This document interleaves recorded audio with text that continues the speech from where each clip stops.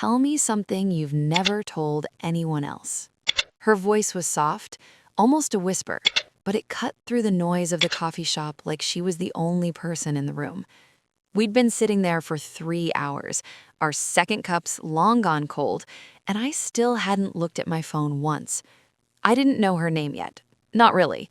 I mean, I knew it was Morgan. She'd told me that much when she sat down across from me, uninvited but not unwelcome. But I didn't know her last name, where she lived, what she did for work, or why she'd chosen my table out of all the empty ones scattered around the place. What I did know was that her eyes were the kind of brown that looked different depending on the light, that she had a small scar above her left eyebrow that she touched when she was thinking, that she laughed like someone who'd learned not to hold anything back, and that in the span of 3 hours, she'd managed to make me feel more seen than I had in 3 years. But I'm getting ahead of myself. Let me back up, because 6 hours before that moment, I had no idea I was about to meet the person who would completely rewrite everything I thought I knew about connection, vulnerability, and what it means to let someone in. 6 hours earlier, I was sitting in my apartment, staring at my laptop screen, trying to convince myself that another night alone was exactly what I needed. My therapist had been pushing me to put yourself out there more, but what she didn't understand was that putting yourself out there required energy I just didn't have anymore. After my last relationship ended, after watching someone I thought I knew turn into a stranger right in front of me, I'd built walls. Good ones, thick ones, the kind that kept me safe but also kept me isolated. My phone buzzed on the couch beside me, a text from my roommate, Jess. "You're not staying in again. Get dressed. We're going to that poetry reading at the Grind. And before you say no, I already told Maya we'd be there, so if you bail, you're making me look bad." I groaned out loud. Jess knew exactly how to guilt trip me.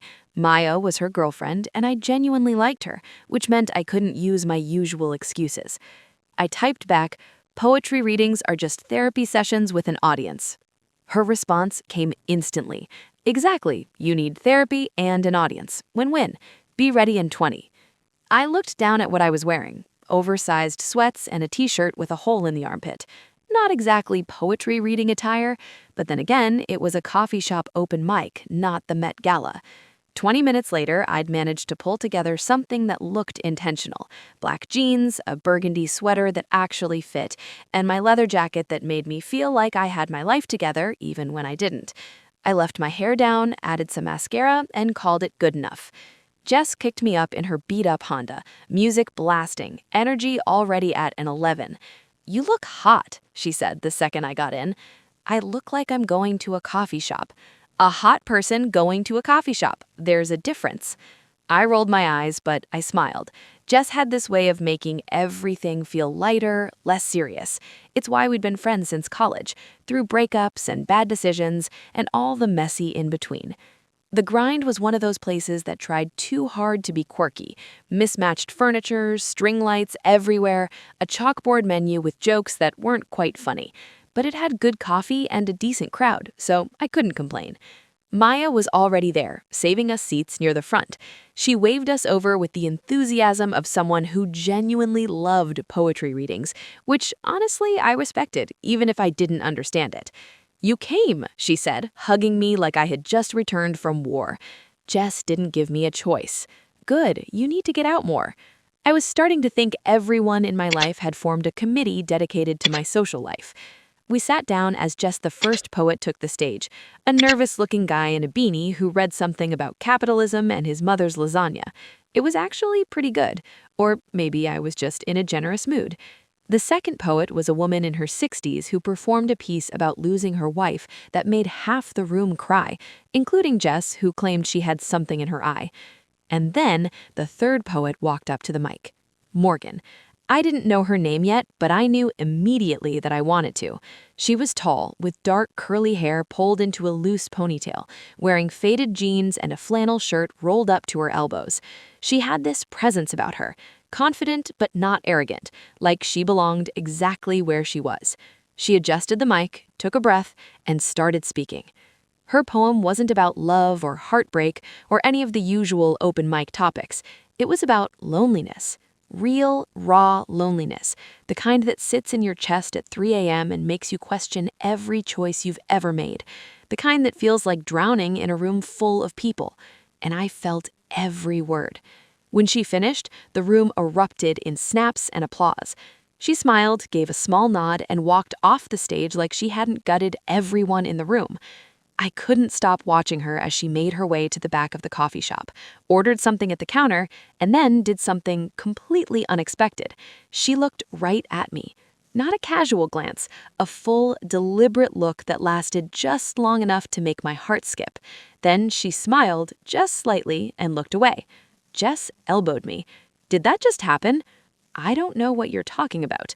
She did, absolutely, and you're blushing. I could feel the heat crawling up my neck. The rest of the reading passed in a blur. I barely heard any of the other poets. All I could think about was her, sitting.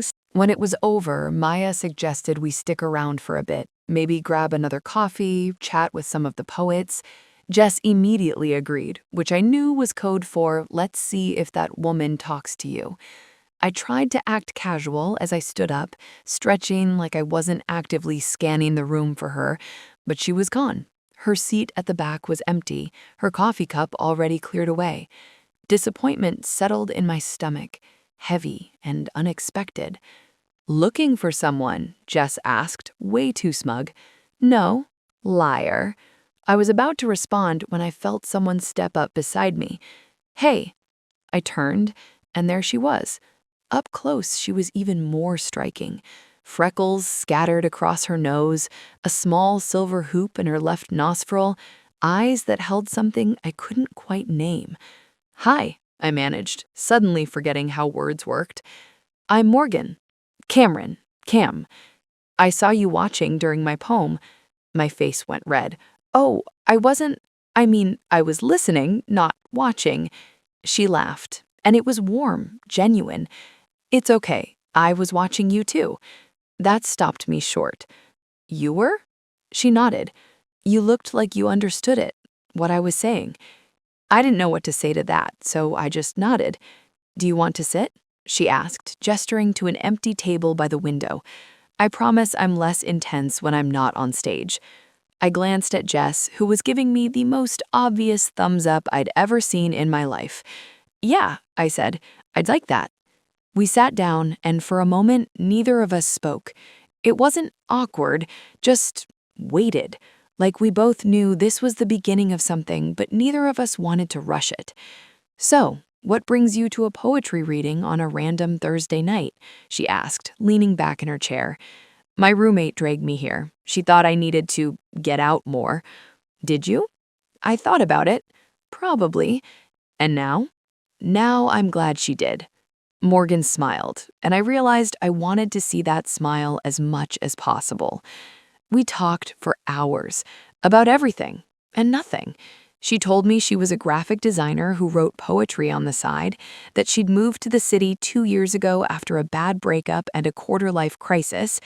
I told her about my job in marketing, about how I'd been feeling stuck lately, like I was going through the motions but not actually living. I get that, she said quietly. It's like you're watching your own life happen instead of being in it. Exactly. She held my gaze for a moment longer than necessary, and I felt something shift in the air between us. Can I ask you something? She asked. Sure. Tell me something you've never told anyone else. The question hung there, intimate and unexpected. I could have deflected, made a joke, changed the subject, but something about the way she asked, like she genuinely wanted to know, made me answer honestly. I'm terrified that I'm not capable of letting anyone in anymore. Like, maybe I'm just broken now. She didn't react with pity or try to fix it. She just nodded, like she understood completely. I don't think you're broken. I think you're protecting yourself. There's a difference. What's yours? Something you've never told anyone. She was quiet for a moment, her fingers tracing the rim of her empty coffee cup. I'm afraid I'm too much for people, she said finally, that if I show them all of me, they'll realize it's exhausting and leave. My chest tightened. You're not too much. You don't know me yet. Then let me. The words came out before I could stop them, but I didn't regret them. Her eyes widened slightly, and then she smiled, soft and vulnerable. Okay, she said. We stayed until the coffee shop closed, the baristas giving us pointed looks as they wiped down tables around us. Even then, we moved to the sidewalk outside, neither of us ready to end the night. I should probably get going, I said reluctantly, checking my phone for the first time in hours. Jess had sent approximately 17 texts, all variations of "you're welcome" and "get it, girl." Yeah, me too, Morgan said, but she didn't move. Neither did I. Can I see you again? She asked. I was hoping you'd ask. She pulled out her phone. Give me your number. I did, and a second later my phone buzzed with a text from an unknown number. Just making sure you didn't give me a fake number. Also, hi, it's Morgan. I laughed. You really thought I'd do that? You'd be surprised how often it happens. Not this time. She smiled, then did something that made my heart stop. She stepped closer, close enough that I could smell her perfume, something woodsy and warm. She reached up, tucked a strand of hair behind my ear, and leaned in. For a second, I thought she was going to kiss me, but instead, she whispered, "I'm really glad I met you tonight, Cameron." Then she stepped back, gave me one last smile, and walked away, leaving me standing there on the sidewalk, breathless and completely undone. Jess pulled up a few minutes later, and before I could even close the car door, she was on me. Tell me everything, and I mean everything. I did, the whole story, from the moment Morgan approached me to the way she looked at me before walking away. She's into you, Jess said definitively. You think? Cam, she literally wrote a poem about loneliness, made eye contact with you specifically, and then spent 3 hours talking to you. Yes, I think she's into you. I couldn't stop smiling. That night, lying in bed, I stared at my phone, debating whether to text her or wait until tomorrow to seem less desperate. But then my phone lit up with a message from her. Still awake? I typed back immediately. Yeah, you? Can't sleep. Keep thinking about tonight. Me too. Want to meet up tomorrow? I know this place that has terrible coffee, but an amazing view. Terrible coffee sounds perfect. It's a date then. A date. The word sent a thrill through me that I hadn't felt in years. We met the next day, and the day after that, and the day after that. What started as coffee turned into long walks through the city, turned into late-night phone calls, turned into her showing up at my door with takeout and a movie she insisted I had to see. She was right about being intense. She felt everything deeply, wore her heart on her sleeve, and had no interest in playing it cool. And instead of finding it exhausting, I found it exhilarating. She made me laugh, really laugh, in a way I hadn't in months. She challenged me, pushed me to be more honest with myself and with her. She held space for my fears without trying to fix them. And slowly, without even realizing it, the walls I'd built started to come down. One night, about a month after we met, we were lying on her couch, my head on her chest, her fingers playing with my hair. Can I tell you something? She said quietly. Always. I'm falling for you. Like real falling. Not just the fun, easy part. The scary part. I lifted my head to look at her. Her eyes were vulnerable, open, waiting. I'm falling for you too, I said, and it terrifies me. Good, she said, pulling me closer. Let's be terrified together. That night, things shifted between us. The kiss we'd been dancing around for weeks finally happened, slow and certain and perfect. And what came after wasn't rushed or performative. It was real, intimate, two people choosing to be vulnerable with each other in every possible way. Afterward, lying tangled together in her bed, she whispered, I didn't know that night would change my life. I smiled against her shoulder. The poetry reading? Yeah. I almost didn't go. I was tired, didn't feel like performing, but something told me to go anyway. I'm glad you did. Me too.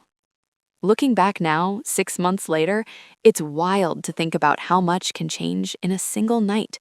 How one decision to go out when you don't want to talk to a stranger, to be honest about your fears, can completely alter the trajectory of your life.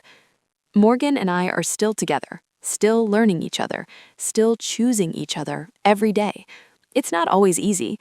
We fight sometimes, get on each other's nerves, have to work through our respective baggage, but we show up for it, for each other. She still writes poetry, and sometimes it's about me, which is both flattering and terrifying.